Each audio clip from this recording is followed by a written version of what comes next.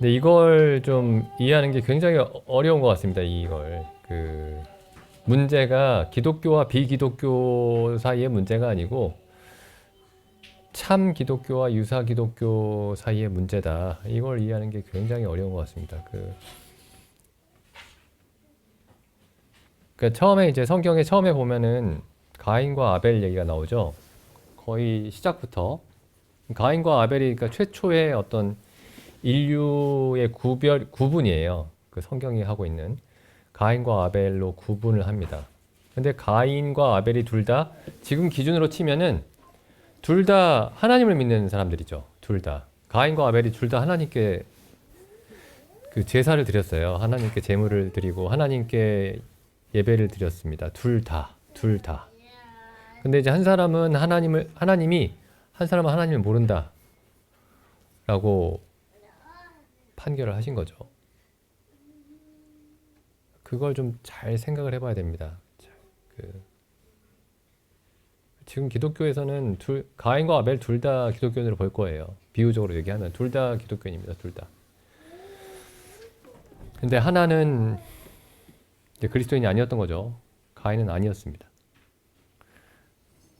그러니까 겉으로 볼 때는 둘 다 하나님께 나아가고 하나님께 예물을 드려도 하나는 참 하나님께 나아간 것이 아니고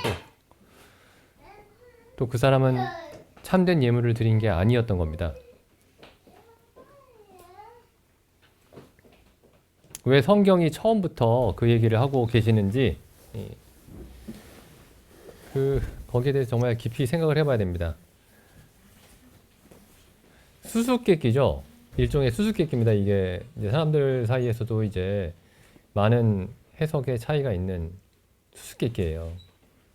왜 하나님이 가인의 제물은 안 받으시고 아벨의 제물만 받으셨는가? 거기에 대해서 이제 여러 주석가들이 여러 가지 해석을 내놓는데 이제 가장 좋은 해석은 이겁니다. 가장 좋은 해석은 제가 봤을 때는 이제 가장 이게 맞는 해석인데 이제 너무 훌륭한 분들이 또 저하고 다른 어떤 답을 내고 계셔서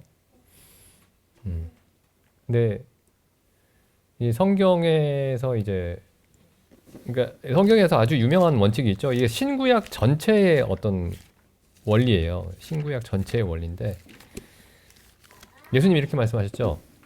내가 곧 길이요 진리요 생명이니 나로 말미암지 않고는 아버지께로 올 자가 없느니라. 한번 생각해 보시죠.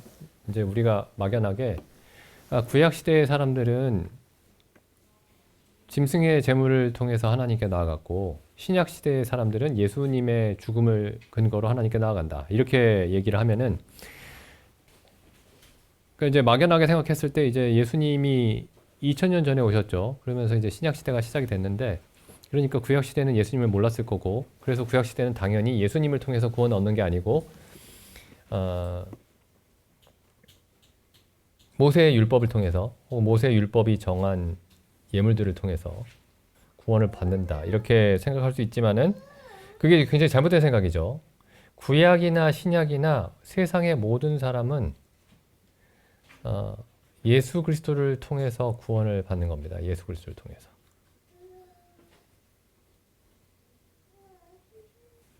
근데 이제 이런 얘기를 하면은 사람들이 의아해할 거예요. 우리는 이제 자주 얘기한 사실이기 때문에 살펴본 사실이기 때문에 알고 있지만은 구약 시대에 예수님이 안 태어났는데 어떻게 예수님을 믿고 구원을 받지? 어떻게 예수님을 믿고 구원을 받죠? 그럼 이제 성경을 보면은 성경에 이렇게 돼 있죠. 누가복음에 보시면은 누가복음뿐만이 아닙니다만 이제 누가복음의 마지막에 보면 예수님이 특별히 이런 말씀을 많이 하시죠. 예수님이 부활하신 다음에 그 제자들이 예수님의 부활을 믿지 않으니까 그 자기의 정체를 숨기시고 제자들에게 나타나시죠. 엠마오로 가는 두 제자에게. 그래서 이제 이 제자들에게 예수님이 자신이 부활하셨음을 믿게 하십니다. 성경을 통해서 증명을 하세요. 24장 25절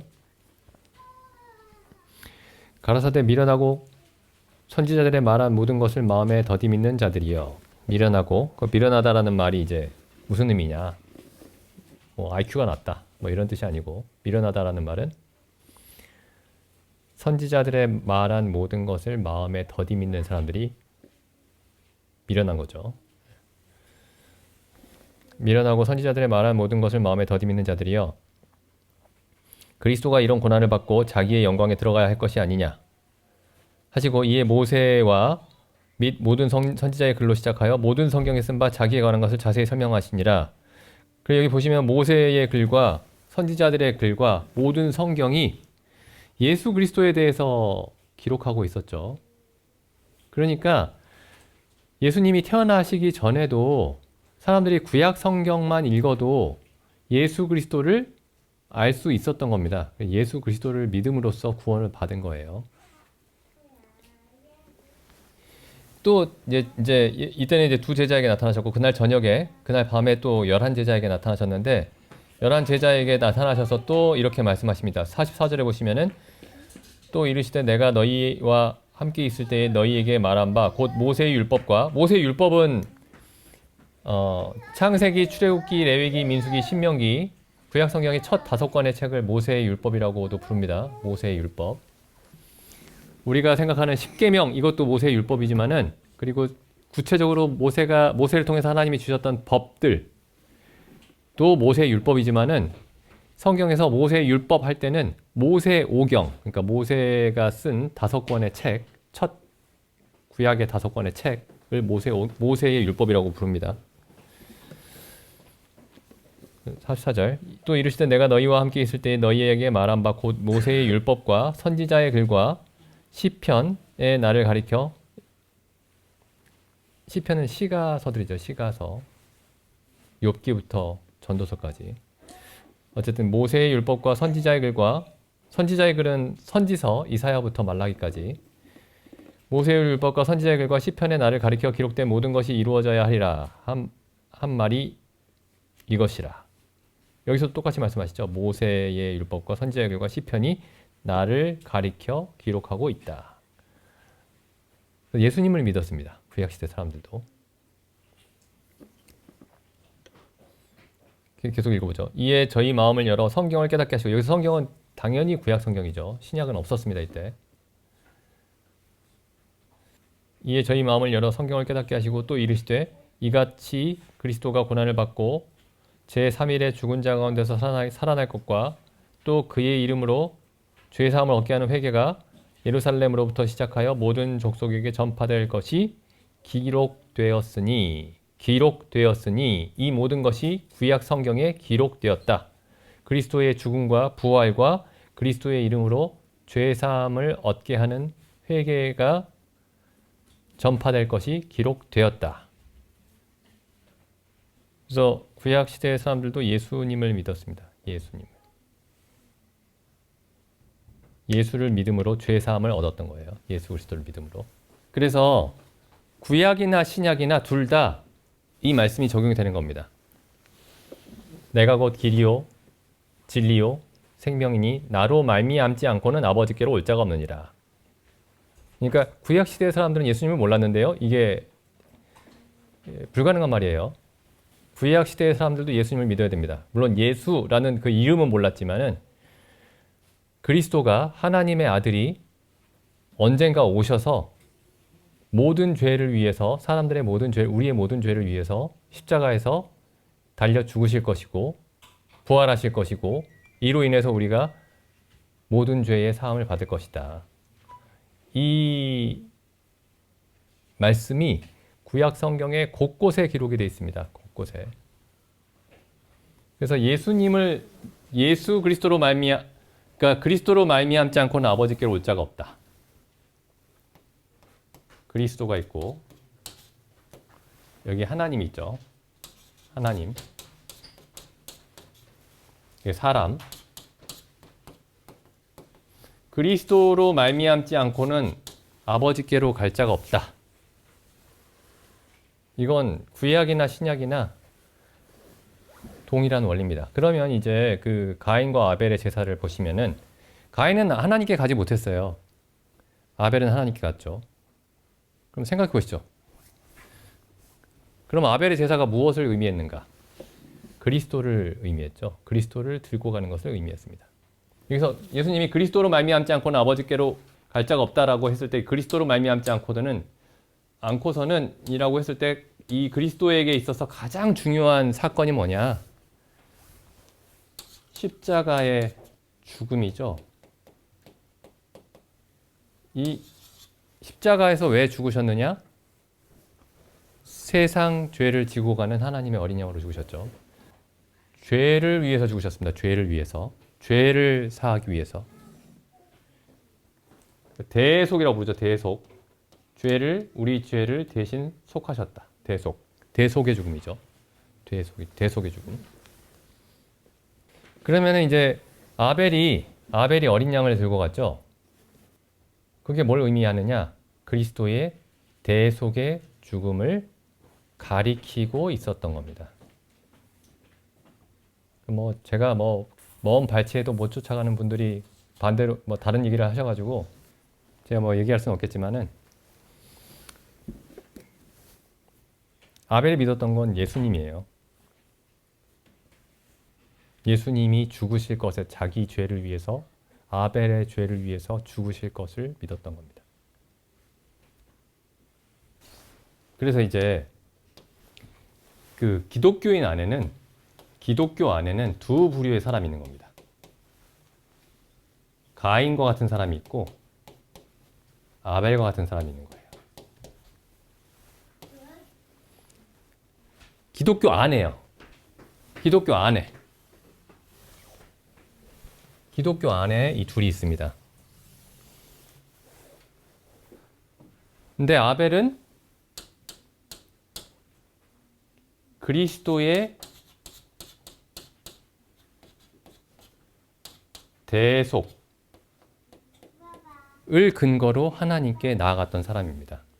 근데 가인은 그리스도의 대속의 필요성을 몰랐던 사람이에요. 그리스도의 대속이 필요하다라는 말은 내 스스로는 내 안에는 하나님께 설 수 있는 의로움과 선함이 전혀 없다 라는 사실을 알고 있었다는 거죠. 나에게는 내가 하나님 앞에 설 때 나는 죄로 인해서 죽을 수밖에 없는 자다 라는 사실을 아벨은 알고 있었던 겁니다. 근데 가인은 그 사실에 대한 인식이 없었던 거죠. 그래서 대속의 죽음이 아니라 죄 없는 짐승의 피 흘림이 아니라 땅에서 나는 식물들로 하나님께 들고 갔던 겁니다. 자기의 어떤 노력으로. 어떤 그 가르침이 진짜 기독교냐, 가짜 기독교냐, 내 신앙이 진짜 기독교 신앙이냐, 가짜 기독교 신앙이냐는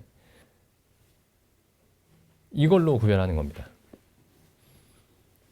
다른 게 아니에요. 내가 얼마나 큰 어떤 놀라운 체험을 했는지, 내가 얼마나 큰 평안을 누리고 있는지, 내가 얼마나 성경을 열심히 읽고 있는지, 내가 얼마나 좋은 좋은 설교를 듣거나 좋은 신앙서적을 읽을 때 얼마나 즐거워하는지는 기준이 아닙니다. 기준은 이거 하나예요. 내가 하나님 앞에, 내 스스로는 도저히 하나님 앞에 단 1분 1초도 서 있을 수가 없다. 내가 가진 것으로만 하나님 앞에 선다면 나는 하나님 앞에 영원한 진노와 심판의 대상일 뿐이다. 그러니까 나에게는 예수 그리스도의 십자가에서 나를 위해서 죽으신 그 일이 없다면, 나의 죄를 위해서 죽으신 그 사건이 없다면 나에게는 아무런 소망이 없다. 그게 내 신앙의 사실상의 전부다. 이렇게 얘기하면 이 사람이 아벨 편에 서 있는 사람입니다. 아벨의 신앙에. 근데 기독교 인구 중에 이렇게 아벨 편에 서 있는 사람이 많지가 않아요. 근데 왜 자기를 스스로 기독교인이라고 생각하냐면은 가인도 하나님께 예물을 드렸잖아요. 가인도 하나님께 예물을 드렸습니다. 이게 왜 성경에 창세기 4장에 나오죠? 거의 이제 인류가 시작할 때쯤에 시작하자마자, 인류 역사가 시작하자마자 왜 이 사건이 처음에 기록되어 있는지를 아주 깊이 생각해 봐야 됩니다. 유사신앙이 있다. 유사하다. 그러니까 지금 아벨이 이 어린 양의 죽음을 근거로, 어린 양의 피죠. 어린 양의 피를 근거로 하나님께 나아간 이유는 자기 자신에 대한 지식이 있었던 거예요. 자기에 대한 지식. 아, 내 안에는 의로움이 없다. 나에게는 죄뿐이다. 나는 죄로 인해 죽은 자이다. 하나님 앞에 설 수가 없다. 자기 자신에 대한 지식이 있었고, 그 반대편에는 하나님에 대한 지식이 있었던 거죠. 하나님에 대한. 하나님은 지극히 거룩하신 분이시기 때문에 사람이 그분 앞에 가까이 갈 수 없다. 가까이 가면 무조건 죽는다. 그런데 먼 훗날 메시아가 오셔서, 그리스도가 오셔서 나의 죄를 위해서 죽으실 것이다. 나의 죄를 지고 죽으실 것이다. 나는 그 그리스도를 믿고 하나님 앞에 나아간다. 그러니까 하나님에 대한 지식이 있었던 거예요. 하나님에 대한 지식. 하나님에 대한 올바른 지식이 있었고, 하나님의 거룩하심이죠. 하나님의 온전한 거룩함과 하나님의 온전한 의로우심에 대한 지식이 있었던 겁니다.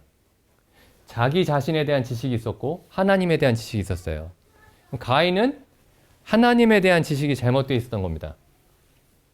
그러니까 사람이 정성을 들이면, 진심으로 하나님께 정성껏 나아가면은 하나님이 그 사람이 드리는 것을 받으실 수 있다. 받으신다. 이렇게 생각했던 거죠. 그러니까 하나님의 거룩하심에 대한 지식이 없었던 겁니다. 하나님의 거룩. 하나님의 거룩에 대한 지식이 없었던 거예요. 거룩의 의미에 대해서 이제 전에 여러 번 말씀드렸었죠. 거룩이라는 말이 그 원래 의미가 뭐냐면은 따로 떼어놓다 이런 뜻입니다. 따로 떼어놓다. 분리해서. 따로 떼어놓다. 분리해서. 분리. 그래서 하나님이 그 거룩이라는 말이 처음에 창세기 2장에 쓰이죠. 2장에. 창세기 2장에. 하나님이 일곱째 날을 복주사 거룩하게 하셨다. 일곱째 날을 전적으로 나의 소유다. 이렇게 말씀하신 거죠. 일곱째 날을 따로 떼어놓았다. 하나님이 거룩하시다라는 말은 무슨 의미냐면은 하나님은 모든 피조물과 완전히 분리되어 있는 분이다. 모든 피조물과는 완전히 다른 분이다. 하나님이 거룩하심에 대한 이해가 없었던 겁니다. 가인이. 그래서 자기가 노력한 것으로 하나님께 드리면은 하나님이 받으실 거라고 생각했던 거예요. 근데 죄로 인해 죽은 사람의 노력이라는 게 하나님 보시기에 얼마나 부정한지 깨닫지 못했던 거죠. 그래서 성경에 가인과 같은 그리스도인들이 굉장히 많습니다. 그러니까 가짜 그리스도인이죠. 하나님을 이해하지 못하는 그리스도인. 그래서 아론의 두 아들도 마찬가지고요. 아론의 두 아들이 하나님께 다른 불을 들이다가 죽임을 당했죠.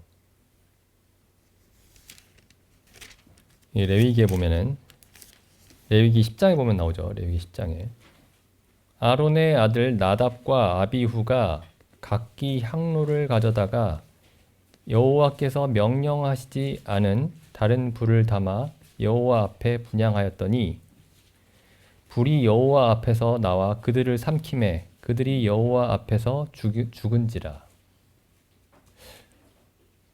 저는 옛날에 이런 성경을 보면은 구약 시대는 참 좀 신기한 일이 많이 일어났네. 이상한 일이 좀 많이 일어났다. 구약 시대의 하나님은 유난히 엄격하시다. 이해할 수 없을 정도로. 이렇게 생각을 했어요. 신약 시대의 하나님은 사랑이신데 구약 시대의 하나님은 좀 엄하시다. 이렇게 생각했습니다. 근데 그게 아니죠. 구약시대의 하나님이 신약시대의 하나님입니다. 같은 하나님이죠. 하나님은 어제나 오늘이나 영원토록 동일하시죠. 보십시오. 근데 여기 근데 이건 좀 하나님이 명령하시지 않은 다른 불을 담아, 그러니까 원래 이 불은 이제 번제단에 있는 불을 담아다가 그 분향을 해야 되는데 향로에다가 담아다가 다른 불을 담았어요. 그러면 이제 하나님이 다음부터는 그러지 마라 이렇게 말씀하시면 되는데, 그죠? 그냥 그 자리에서 죽이십니다. 그것도 아주 충격적으로 죽죠. 하늘에서 불이 내려와서 삼켰습니다. 아론의 두 아들을, 대제사장의 두 아들을. 이 두 아들이 어쩌다가 죽었냐면은 나 이 하나님 섬기는 거 싫으니까 나 하나님하고 상관없이 살겠다, 이렇게 하다가 죽은 것도 아니고 하나님께 분향하다가 죽었습니다. 하나님께 분향하다가. 분향이 뭐죠? 하나님 기도하는 거죠. 기도. 지금으로 치면 하나님께 기도드리다가 죽은 거예요. 하나님께 예배를 드리다가 죽은 겁니다. 이 사람들이. 그러니까 나 하나님과 무관하게 살겠다 이렇게 선언하고 죽은 게 아니고 하나님을 섬기다가 죽었습니다. 그래서 하나님이 이제 이렇게 말씀하세요. 3절에 모세가 아론에게 이르되 이는 여호와의 말씀이라. 이르시기를 나는 나를 가까이 섬기는 자들 가운데서 내가 거룩하다 함을 얻겠다. 나를 가까이서 섬기는 자들은 나를 거룩하게 여겨야 된다. 나를 섬기는 자는 나를 거룩하게 여겨야 한다. 하나님의 거룩하심이 얼마나 중요하길래 불을 한번 잘못 담아드렸다고 이렇게 죽이시나요? 하나님의 거룩함이 잠깐 실수할 수도 있죠, 사람들이. 하나님의 거룩함이 얼마나 중요하기에 다른 불을 한 번 잘못 드렸는데 즉시 죽죠? 뭐 하나님이 좀 너무하신 거 아닌가요, 이거? 많이 너무하신 거 아닌가요? 사람들은 이런 생각이 듭니다. 왜 그런 생각이 드냐면은 하나님의 거룩하심이 얼마나 중요한지 하나님의 관점에서 이해를 못하는 거예요. 생각을 안 해본 겁니다. 하나님 너무하시네, 이렇게밖에 생각이 안 되는 거죠. 근데 한번 이제 그 관점을 바꿔서 한번 생각을 해보죠. 하나님의 거룩하심이 도대체 얼마나 중요하기에 이런 일이 하나님이 그냥 이렇게까지 다른 불 좀 드렸다고 이렇게까지 하시나. 아까 가인과 아벨의 제사도 마찬가지입니다. 그냥 가인이 그거 드리면은 그거 좀 받아주시지. 왜 아벨의 제사만 받으셔가지고 가인이 화가 나서 아벨을 죽이게 만드셨나? 받아주시면 안 되나요? 이해하는 마음으로?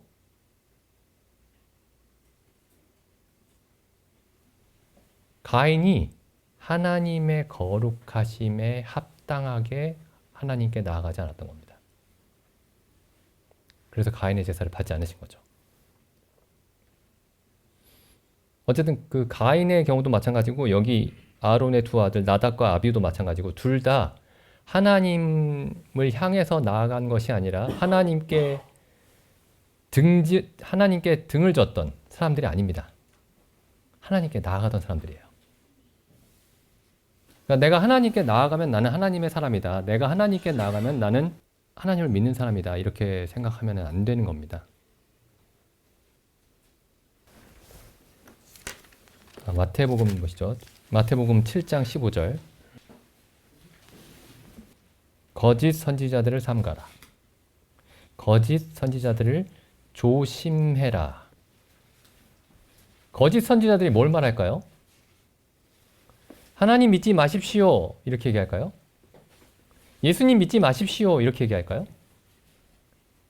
이렇게 얘기하겠죠. 하나님을 사랑하십시오. 예수님을 사랑하십시오. 하나님의 일을 하십시오. 예수님의 일을 열심히 하십시오. 이렇게 얘기하겠죠. 여기 보십시오. 거짓 선지자들을 조심하라. 거짓 선지자들이 어떻게 오죠? 이리의 모습으로 오지 않습니다. 어떻게 오죠? 양의 옷을 입고 너희에게 나아오나. 양처럼 보이는 거예요. 하나님의 양떼에 속한 양들처럼 보이는 겁니다. 양의 옷을 입고 너희에게 나아오나 속에는 보이지 않는 곳에서는 노략질하는 일이라. 근데 사람들이 이렇게 얘기할 수 있겠죠. 아, 그러면 이거 우리가 어떻게 구별합니까? 거짓 선지자들 잘못이지. 우리가 뭔가 거짓 선지자들의 말을 듣고 잘못된 어떤 신앙을 갖게 됐으면은 그건 거짓 선지자들의 잘못이죠. 우리 잘못이 아니라. 근데 예수님이 분명히 이렇게 경고하셨죠. 거짓 선지자들을 조심해라, 주의해라. 그리고 분별하는 법까지 말씀해 주셨습니다. 그러니까 유사하다라는 거예요. 유사하다. 하나님 얘기도 하고 예수님 얘기도 하고 하나님의 사랑 얘기도 하고 예수님의 사랑 얘기도 하고 다 얘기를 합니다. 지금 유사한 것과의 싸움이에요. 완벽한 거짓으로 접근하지 않습니다. 마귀는 완벽한 거짓으로 접근하지 않아요. 유사하게 접근합니다. 유사하게.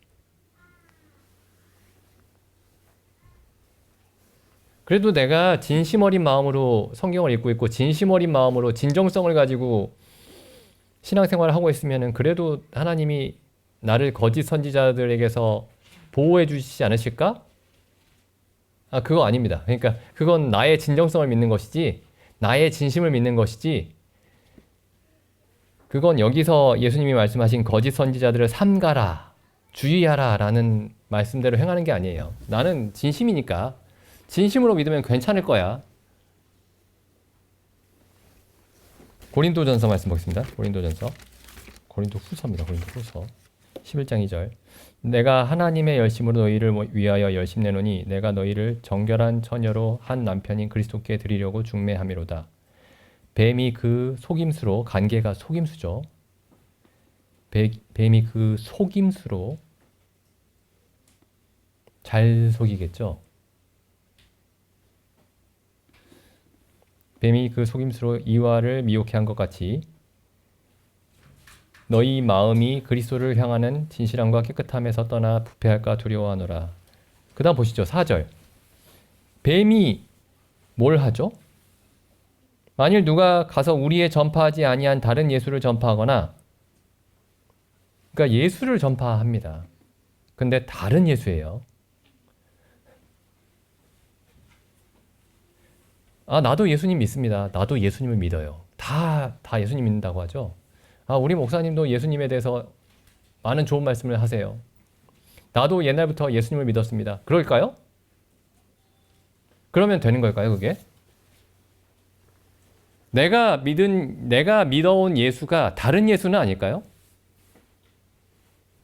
어떤 사람이 강단에서 전하는 예수가 다른 예수는 아닐까요? 이미 고린도 교회에 다른 예수를 전하는 사람들이 많이 있었던 겁니다. 만일 누가 우리가 전파하지 아니한 다른 예수를 전파하거나 혹 너희가 받지 아니한 다른 성령을 받게 하거나 혹 너희가 우리에게서 받지 아니한 사도 바울에게서 받지 아니한 다른 복음을 받게 할 때에는 고린도 교인들이 어떻게 했어요? 잘 용납했습니다. 아멘 하면서 은혜 받았다고 하면서. 근데 알고 보니까 사도 바울이 자세히 들여다보니까 그게 아니 우리가 전한 예수는 그게 아니고 우리가 전한 성령은 그게 아니고 우리가 전한 복음은 그게 아닌데 왜 우리가 복음을 전해서 세웠던 그 교회가 다른 예수와 다른 성령과 다른 복음을 분별하지 못하고 받아들이고 있을까? 근데 우리는 이렇게 생각할 수 있죠. 아, 그래도 나는 좀 분별력이 있으니까 내가 믿는 예수는 정말 성경의 예수고 내가 받은 성령도 성경의 성령이고 내가 받은 복음도 성경이 말하는 복음이다. 라고 자신하면 안 되겠죠. 자신하면 안 됩니다. 심지어 사도 바울이 한 2년 넘게 그리고 아볼로가 몇 년인지 몰라요. 아볼로도 한 2년 정도 고린도 교회에서 가르쳤을 겁니다. 그러니까 이 신약 시대의 최고의 성경 두 명의 교사에게 한 4년 남짓, 한 4, 5년 정도 성경을 배웠던 고린도 교회가 다른 예수, 다른 성령, 다른 복음을 분별하지 못하고 받아들이고 또 그것들을 강단에서 말하고 있었습니다. 그러니까 여기 뱀이 이제 사단이죠. 이 11장 3절에. 쉽게 보면 안 됩니다. 쉽게 보면 안 되고 웬만한 사람들을 다 그 머리를 다 합친 것보다 훨씬 뛰어납니다. 뱀이, 이 사단이. 온 세상을 속이고 있어요. 사단이, 이 뱀이.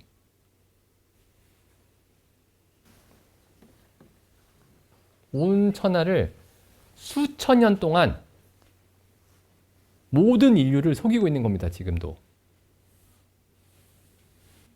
뭘로 속이죠? 불교, 뭐 이슬람교, 무신론 이런 걸로 속이는 게 아니에요.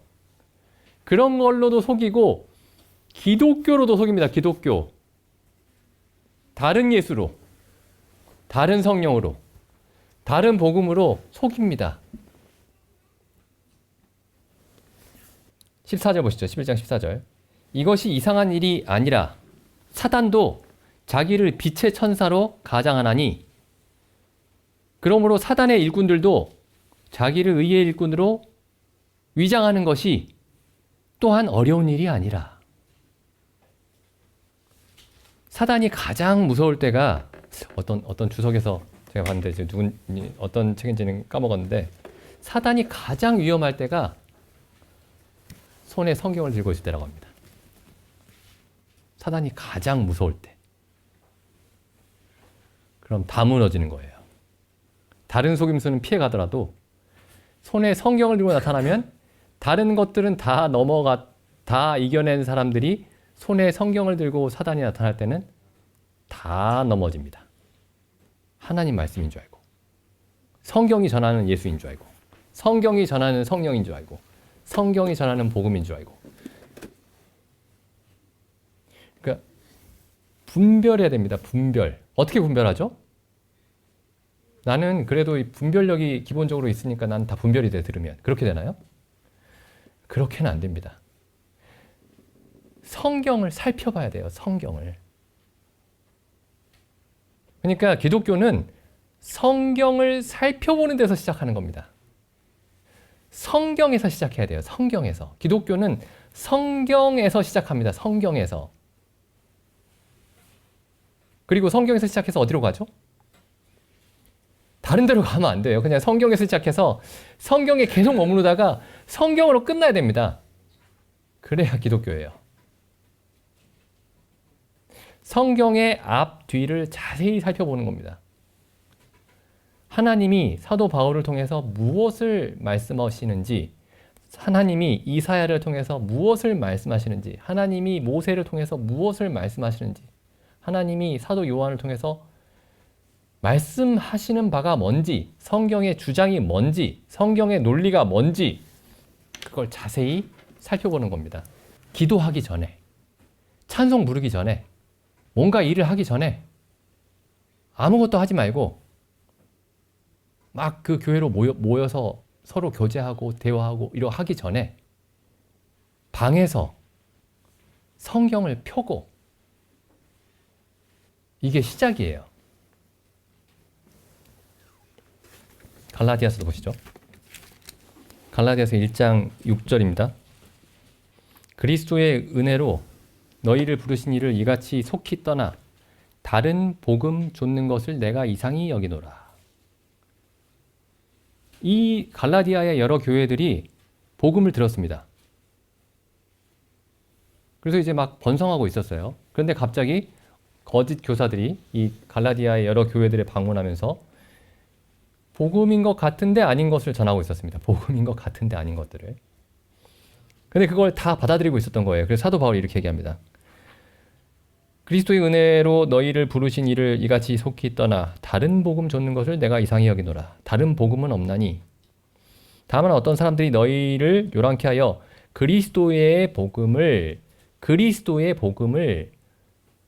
변질시키려 함이라. 그리스도의 복음이 아닌 다른 무슨 석가모니의 복음을 전한 게 아니고 그리스도의 복음을 있는 먼저 주어진 그것을 변질시키는 거예요. 그러니까 완전히 뭐 A라는 것을 주어졌는데 A라는 걸 줬는데 B로 완전히 바꾸는 게 아니고 여기 약간 바꾸는 겁니다. A를. 변질이에요. 그게 변질이죠. 변질시킨다. 그러니까 아예 다른 걸 주면은 이거 완전 다른 건데? 이렇게 구별이 되는데 이걸 약간 바꾸는 거예요. 원래 있던 거를. 8절 보시죠. 그러나 우리나 혹 하늘로부터 온 천사라도 우리가 너희에게 전한 복음 외에 다른 복음을 전하면 저주를 받을지어다. 우리가 전에도 말하였거니와 내가 지금 다시 말하노니 만일 누구든지 너희의 받은 것 외에 다른 복음을 전하면 저주를 받을지어다. 다른 복음을 전하면 저주를 받습니다. 그리고 다른 복음을 받아들이면 어떻게 될까요? 같이 저주받겠죠. 제가 이 성경에 대한 성경 66권에 대한 완벽한 어떤 지식이 있어야 된다. 그런 말씀을 드리는 게 아닙니다. 그런 건 있을 수가 없죠. 그런 건 누구도 있을 수가 없습니다. 근데 어떤 복음에 근본적이고 핵심적인 내용이 있어요. 근데 그걸 건드리는 경우가 있습니다. 그런 경우가 있는 게 아니고 그런 경우가 많죠. 그래서 이제 우리가 항상 그 질문을 해야 됩니다. 스스로에게. 내가 믿는 예수는 성경이 전한 예수인가? 내가 믿는 복음은 성경이 전한 복음인가? 사도 바울이 전한 복음인가? 여기 이제 로마서 이제 보시면은 이제 로마서 1장 1절에서 17절까지가 그 로마서의 서론이라고 말씀을 드렸었죠, 여러 번. 그래서 1장 17절이 이 서론의 결론입니다. 서론의 결론. 1장 17절에서 그래서 굉장히 중요한 얘기를 하겠죠. 보통 모든 글들의 서론이 앞으로 할 얘기를 미리 다 해둡니다. 처음에. 그러니까 1장 1절에서 17절이 앞으로 하게 될 얘기를 전부 다 미리 한 거예요. 그 중에서도 결론입니다. 1장 17절이. 보면 이렇게 되어 있습니다. 복음에는 하나님의 의가 나타난다.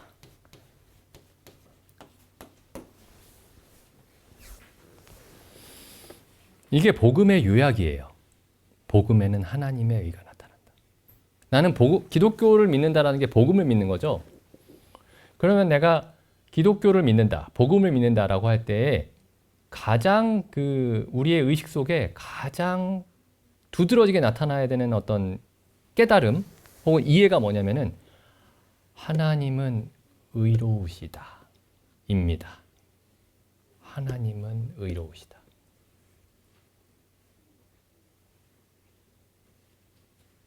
나 하나님께 큰 은혜를 받아서 너무 좋다. 너무 행복하다. 물론 우리가 그렇게 고백을 할 수도 있겠죠. 근데 하나님은 의로우시구나.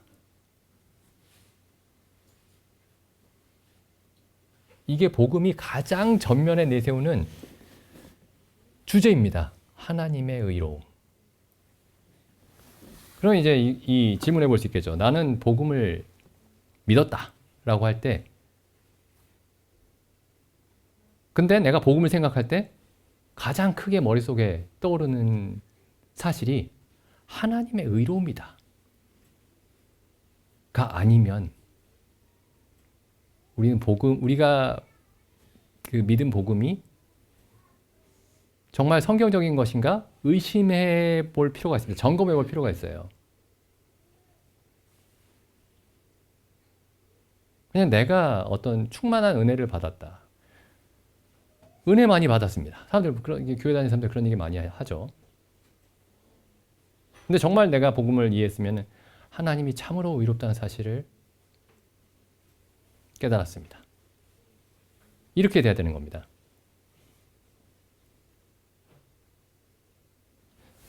근데 이제 보통 복음에는 하나님의 사랑이 나타난다 또 이렇게 사람들이 얘기를 합니다. 복음은 하나님의 사랑이다. 물론 복음에 하나님의 사랑이 있죠. 하나님의 사랑이 있는데 뭐 하나님의 사랑도 있고 하나님의 은혜도 있고 사랑이 있는데 왜 사도 바울이 처음에 복음을 전할 때 하나님의 사랑에 대해서 복음에는 하나님의 사랑이 나타난다 이렇게 얘기하지 않았는지를 생각을 해봐야 됩니다. 사랑을 전면에 내세우지 않아요. 사랑이 먼저 나오지 않습니다. 은혜가 먼저 나오지 않아요. 그럼 뭐가 먼저 나오죠?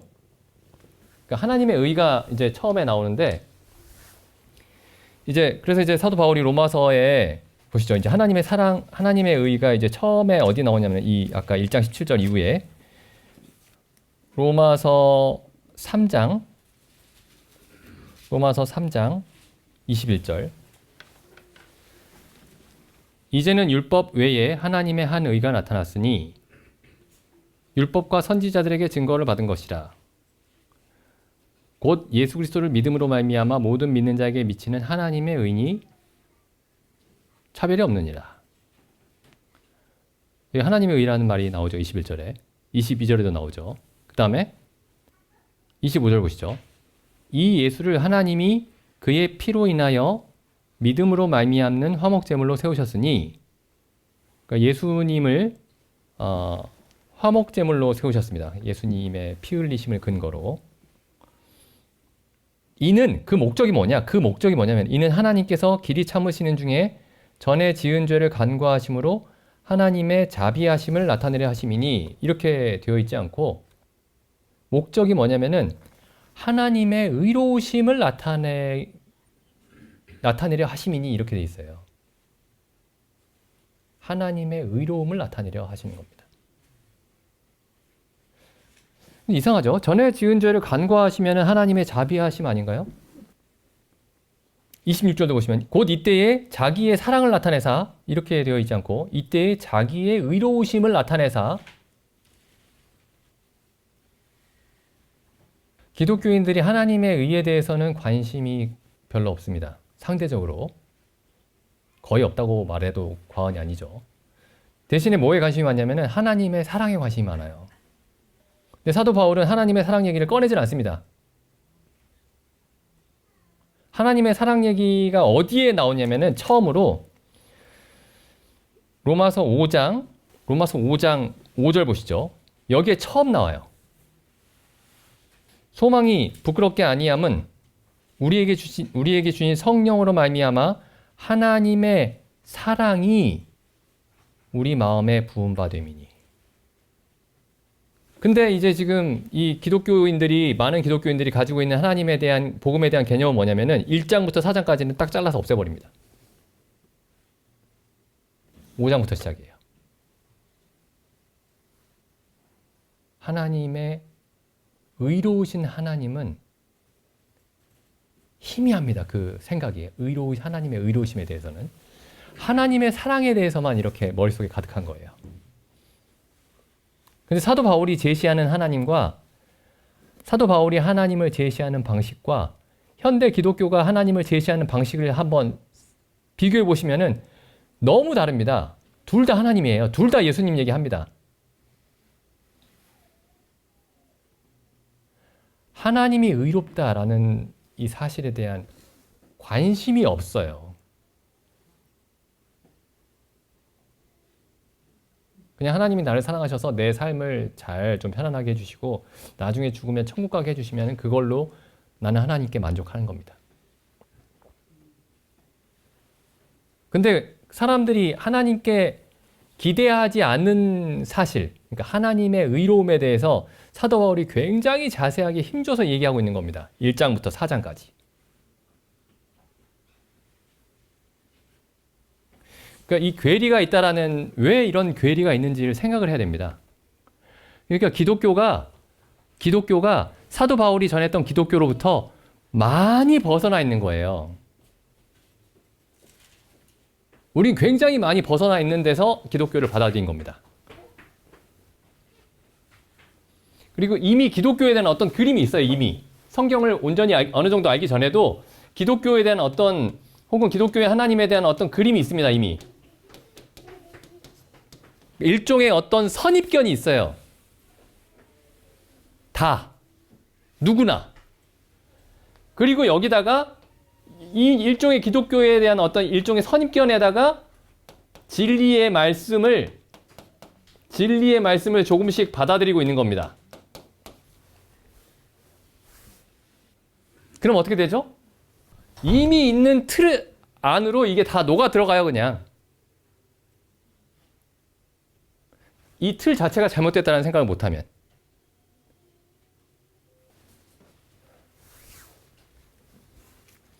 여기 비교를 좀 해보죠. 그 3장 25절에 하나님의 의로우심을 나타낸다. 이렇게 돼 있죠. 3장 25절에. 그리고 5장 5절에 하나님의 사랑이 우리 마음에 부은 바 되었다. 이렇게 돼 있죠. 좀 비슷한 표현을 찾아보면 3장 25절에는 자기의 의로우심을 나타낸다. 이렇게 돼 있죠. 나타낸다. 하나님의 의로우심을 나타낸다. 26절에도 자기의 의로우심을 나타낸다. 이렇게 돼 있죠. 5장 8절에 보면은 자기의 사랑을 확증한다. 이렇게 돼 있죠. 그러니까 5장 5절에는 하나님의 사랑이 우리 마음에 부은 바 되었다. 그러니까 이렇게 약간 뭐 능동태로 바꾸면은 하나님의 사랑을 우리 마음에 부어주셨다. 8절에서는 하나님의 사랑을 우리에게 확증하셨다. 로마서 3장에서는 하나님의 의로움을 나타내셨다. 이렇게 되죠. 그러니까 둘 다 이렇게 표현할 수 있어요. 그러니까 하나님의 의로움을 나타냈다. 하나님의 의로우심을 나타냈다.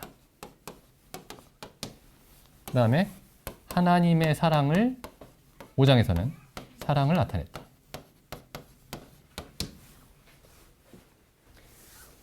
하나님의 의로우심을 먼저 나타내신 겁니다.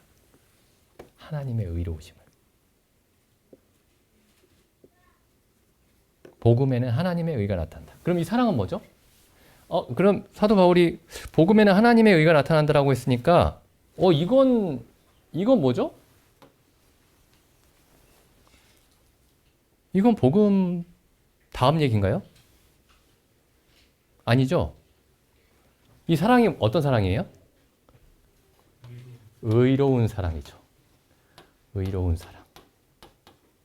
그러니까 이 앞에 있는 게 없잖아요. 만약에 이 앞에 있는 사실이 희미하잖아요. 그럼 이 얘기는 하나님이 사랑을 나타냈다는 얘기를 아무리 해도 성경과 다른 얘기입니다. 이거 성경에 있습니다. 이 구절이 성경에 있어요. 라고 얘기해도 소용이 없어요. 성경에 있는 구절로 성경과 상관없는 얘기를 하고 있는 겁니다. 이게.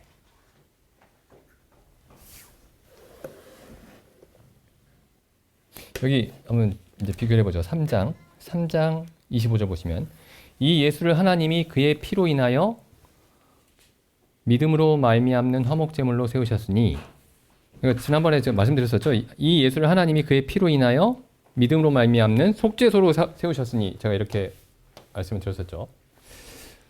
그렇게 바꾸지 않더라도, 이제 바꾸면 이제 더 이해가 쉬운데, 바꾸지 않더라도 지금 3장 25절, 26절에서는 하나님의 판결이 더 중요한 겁니다. 하나님의 판결. 하나님의 재판. 하나님이 사람의 죄를 간과하세요. 여기 25절에 보시면 전에 지은 죄를 간과하심으로. 근데 전에도 말씀드렸지만 이게 죄를 간과하면 안 되는 거예요. 판사가 죄를 간과하면 안 됩니다. 어떤 사람이 죄에 대한 대가를 다 지불했으면은, 당신은 이제 죄에 대한 대가를 다 지불했으므로 뭐 감옥에서 뭐 형기를 채웠던지, 그러면 이제 그 사람을 무죄라고 얘기하면은 의로운 건데, 죄를 간과하면은 의롭지가 않은 거죠. 근데 하나님이 죄를 간과하심으로 자기의 의로우심을 나타내신다. 어떻게 하나님이 죄를 간과하는데 하나님이 의로우시냐? 25절 상반절에 그 근거가 있죠. 그리스도의 죽음을 화목 제물로 세우셨던 겁니다. 혹은 속죄 제물로 바꿔볼게요. 그리스도의 죽음을, 십자가에 달리신 그리스도를, 피 흘리신 그리스도를 속죄 제물로 삼으셨다.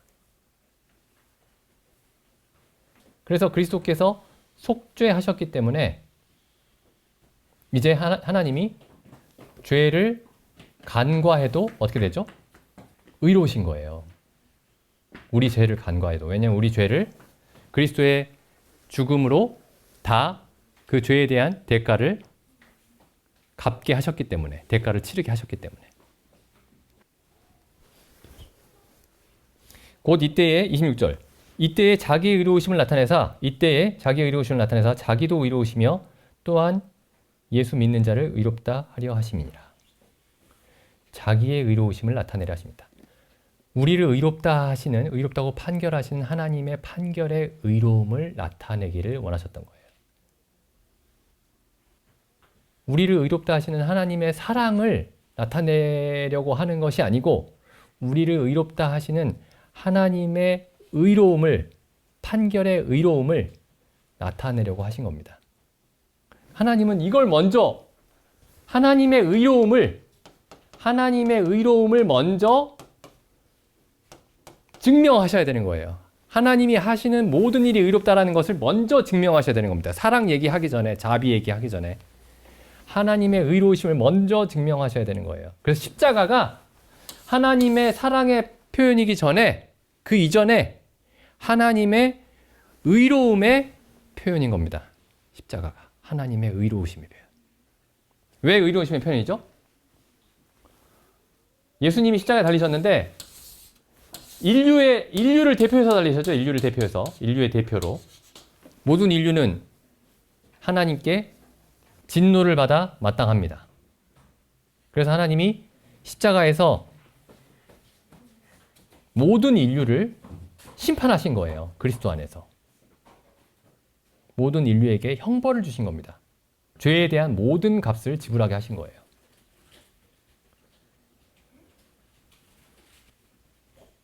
여기를 지금 우리가 방금 그 3장 25절, 26절만 읽었는데 지금 이 얘기가 어디서부터 시작되는 거냐면은 1장 18절부터 시작되는 거죠. 1장 18절부터.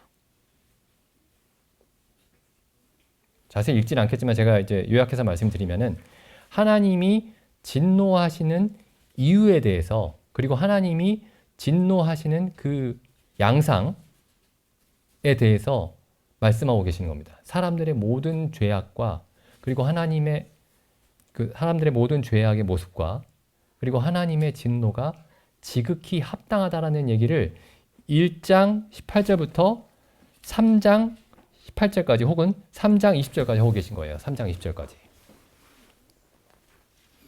인간의 모든 죄악을 다 설명한 다음에 하나님의 영원한 진노가 지극히 합당하다, 이 얘기를 하고 있는 겁니다. 그리고 하나님은 마땅히 진노하셔야 된다, 이렇게 얘기하고 있는 거예요. 근데 갑자기 그 얘기를 쭉 하다가 1장 18절부터 3장 18절까지, 3장 20절까지 하나님의 진노는 의롭다, 이렇게 얘기를 한 거예요. 인간의 모든 죄악을 설명한 다음에 인간의 모든 죄악, 하나님의 진노는 의롭다, 이렇게 얘기를 한 거예요. 3장 20절까지. 근데 갑자기 하나님이 우리 죄를 보지 않는다, 이 얘기가 나오는 겁니다. 그럼 어떻게 되죠? 하나님이 진노는 의로운데 하나님이 진노하시지 않으면 어떻게 되죠? 하나님이 의롭지 않은 거죠. 그러니까 이거 좀 알기 쉽게, 더 생생하게 표현을 하면 1장 18절부터 3장 20절까지 하나님은 진노하셔야 된다 계속 얘기하다가 진노하신다 계속 하시다가 진노 안 하신다, 이렇게 된 거예요. 그러면 하나님 이상한데? 근데 사도 바울이 여기서 이제 그리스도의 죽음이 우리를 위한 화목제물이 되었기 때문에 하나님이 우리를 의롭다 하실 때에 하나님의 이 판결이 의롭다, 이 얘기를 하는 겁니다. 그래서 여기 3장 25절과 3장 25절의 내용과 5장 8절의 내용이 같은 것 같지만은 3장 25절의 내용은 하나님이 의롭다고 하시는 그 판결이 중심이고, 지금 여기 5장 8절은 판결에 대한 얘기가 아니죠. 그리스도께서, 하나님이 그리스도를 통해서 그리스도를 우리가 죄인 되었던 우리를 위해서 죽게 하셨다. 판결에 대한 얘기가 아닙니다. 죽게 하셨다. 죄인을 위해서 대신 죽게 하셨다. 그러니까 거기는 사랑이죠. 거긴 사랑에 대한 얘기고, 앞부분은 판결에 대한 얘기니까 하나님의 의로우심에 대한 얘기입니다. 하나님은 사랑에 대한 얘기를 뒤로 쭉 미루고 계신 거예요. 처음부터 얘기하지 않고 뒤로 계속 미루고 계신 겁니다. 5장까지. 왜냐하면 하나님의 의로우심에 대한 이해가 분명하지 않으면 하나님의 사랑에 대한 이해는 있을 수가 없으니까요. 이 둘은 분리될 수 없는 사실입니다. 하나님의 의와 하나님의 사랑. 근데 지금 기독교가 1800년 이후에 1900년대부터, 그러니까 우리가 스펄전 시대 이후에 뭐 이게 딱 칼로 잘라서 얘기할 수는 없겠지만은 수많은 교회들이 그쪽으로 가버린 겁니다. 수많은 교회들이 분리될 수 없는 이 두 사실, 하나님의 의와 혹은 하나님의 공의, 하나님의 거룩과 하나님의 사랑, 은혜, 자비를 분리시킨 거예요. 분리시켜가지고 이 앞부분은 잊어버렸어요.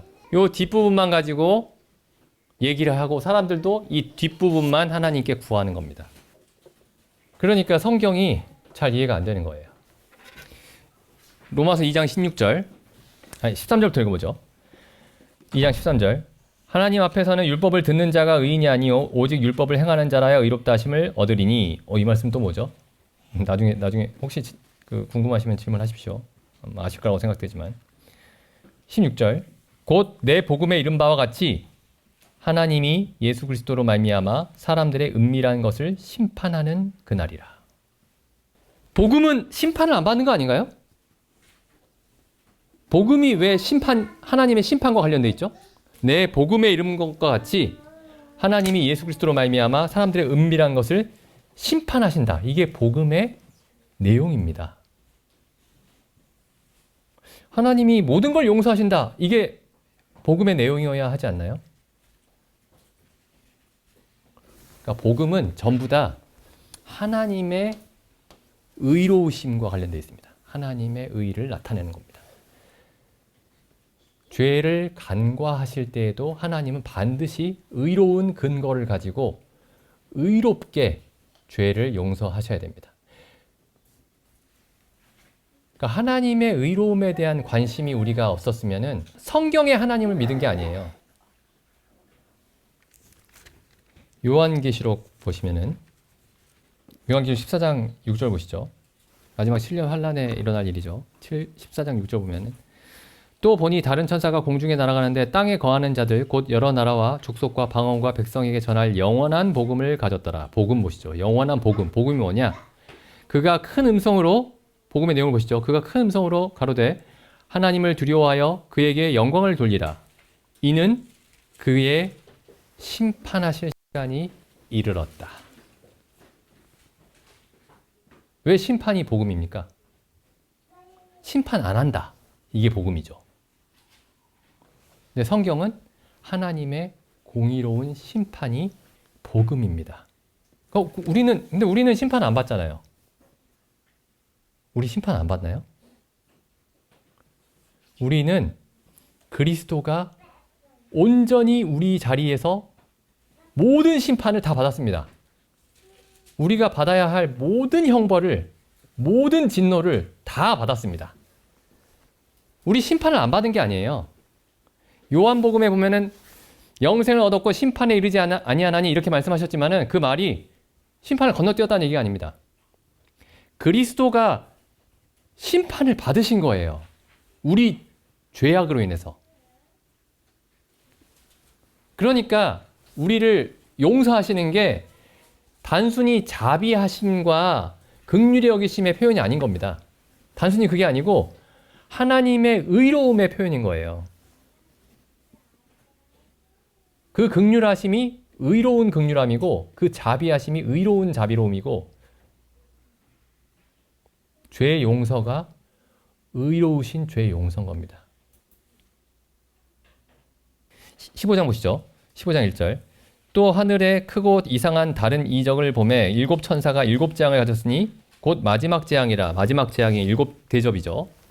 하나님의 진노가 이것으로 마치리로다. 그리고 나서 하늘나라에서 무슨 찬송이 있냐면은 사람들과 천사들이 어떻게 찬송하냐면은 15장 3절에 하나님의 종 모세의 노래 어린 양의 노래를 불러 가로되 주 하나님 곧 전능하신 이시여 하시는 일이 크고 기이하시도다. 만국의 왕이시여 주의 길이 의롭고 참되시도다.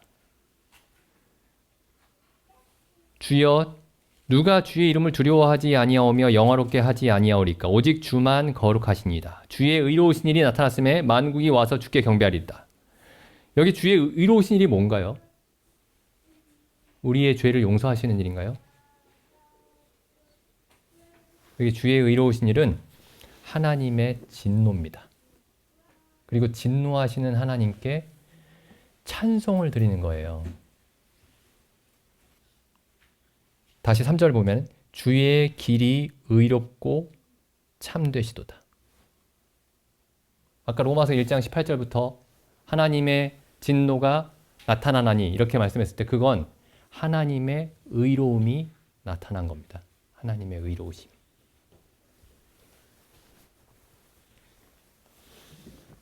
4절에 또 4절 하반절에 이렇게 있죠. 주의 의로우신 일이 나타났음에. 16장에도 보면은 16장에 처음에 보면 이렇게 돼 있죠. 또 내가 들으니 성전에서 큰 음성이 나서 일곱 천사에게 말하되 너희는 가서 하나님의 진노의 일곱 대접을 땅에 쏟으라.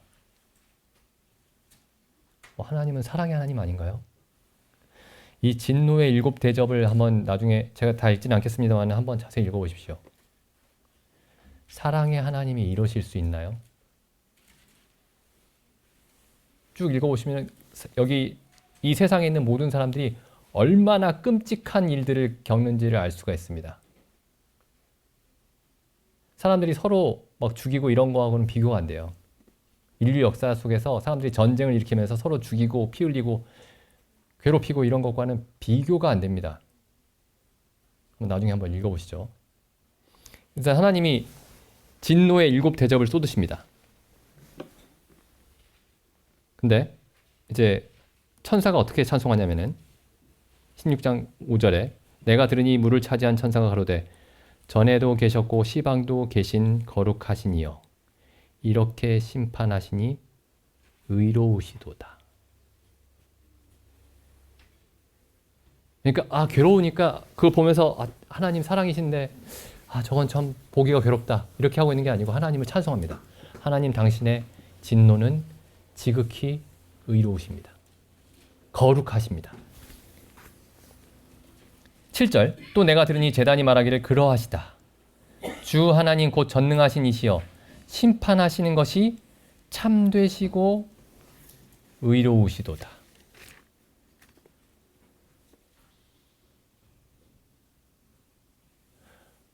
우리가 하나님의 사랑에 대해서는 이제 뭐 세상의 모든 교회들이 막 외치고 있으니까요.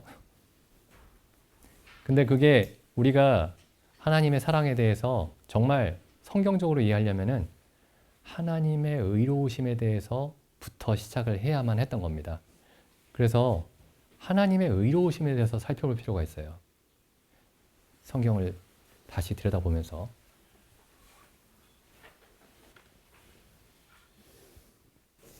시간이 많이 갔는데 여기 하나만 더 보죠. 요한계시록이 이제 7년 마지막 7년의 환란이죠. 7년 동안 마지막에 하나님의 진노인데 이 7년 환란에 여기서 상징으로 이제 세 가지 상징이 있죠. 일곱인, 일곱 봉인, 그리고 일곱 나팔, 일곱 대접이 있습니다. 이게 이제 환란이에요. 마지막 하나님의 진노입니다. 하나님의 진노.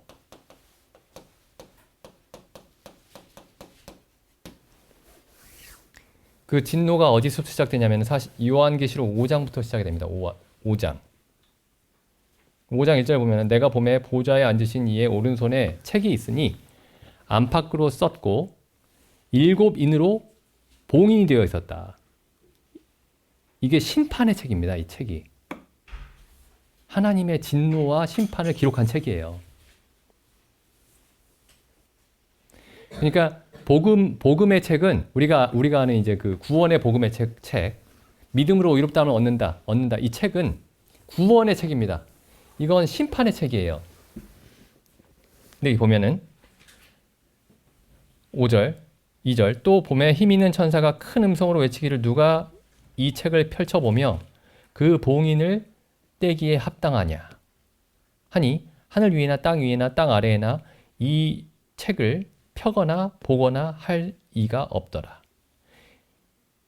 이 책을 펴거나 보거나 하기에 합당한 자가 보이지 않기로 사도 요한이 크게 울었더니 장로 중에 하나가 내게 말하되 울지 말라. 유대 지파의 사자 다윗의 뿌리가 이겼으니 이 책과 그 일곱 봉인을 떼시리라 하더라. 누가 떼는지 보시죠. 내가 또 보니 보좌와 네 생물과 장로들 사이에 어린 양이 섰는데 일찍 죽임을 당한 것 같더라. 일곱 뿔과 일곱 눈이 있으니 이 눈은 온 땅에 보내심을 입은 하나님의 일곱 영이라. 어린 양이 나와서 일찍 죽임을 당하셨죠. 왜 죽으셨죠? 우리의 죄를 위해 죽으셨습니다. 어린 양은 무엇의 상징이죠? 온유함, 무력함, 온유하고 연약한 모습으로 오셔서 우리 죄를 위해 죽으셨습니다. 근데 이 어린 양이 얼마나 무시무시한 일을 이 이후에 행하시는지 하나님의 사랑의 표현이었던 일찍 죽임을 당한 어린 양이 이제 하나님의 모든 진노의 책을 봉인을 여십니다. 그래서 지금 요한계시록 5장, 6장부터 일어나는 모든 이 진노는 어린 양의 진노예요. 그 사랑 많으신 예수 그리스도의 무시무시한 진노입니다. 근데 사람들이 예수님 생각할 때 이런 부분은 생각하지 않죠. 예수님은 사랑이 많으시고 친절하시고 온유하시고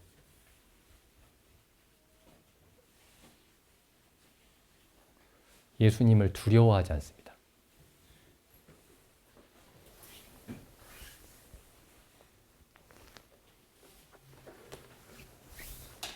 오늘 부른 찬송가 중에 이런 찬송이 있었어요. 지극히 높은 위엄과 한없는 자비를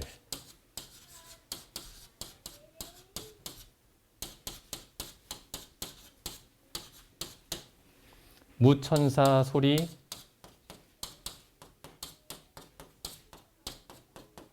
새 찬송가에는 합하여 이렇게 돼 있어요. 왜 바꿨는지 모르겠는데 모아서가 다 나왔는데 모아서 합하여 발음하기 힘들죠. 찬송가를 늘 찬송드리네.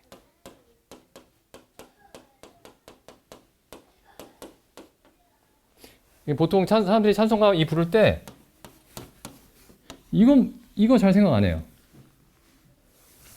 지극히 높은 위엄. 여기 많이 생각하죠. 한없는 자비. 이거 많이 생각하죠.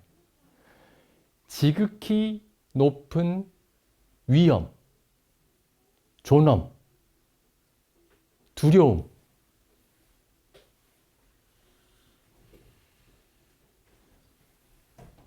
이것만 찬성합니다, 하나님. 예수님 맞나요? 다른 예수 아닌가요, 그럼?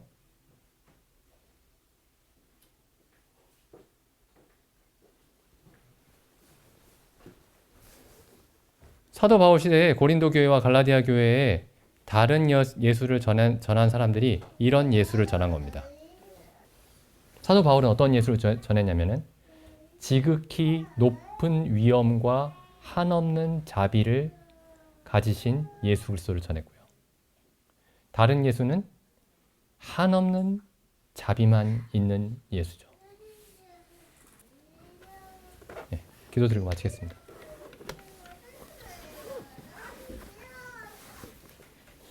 하나님 아버지, 참 저희에게 성경을 열어주시옵고 성경에서 당신의 지극히 높은 위엄과 당신의 한없는 자비를 온전히 보여주시는 예수 그리스도를 저희에게 밝히 보여주시옵고 그리스도로 말미암아 당신의 한없는 거룩하심과 의로우심과 당신의 무한한 참된 사랑을 저희가 알 수 있도록 저희 연약한 마음을, 머리를 붙들어 주시옵고 강건케 하여 주시옵소서.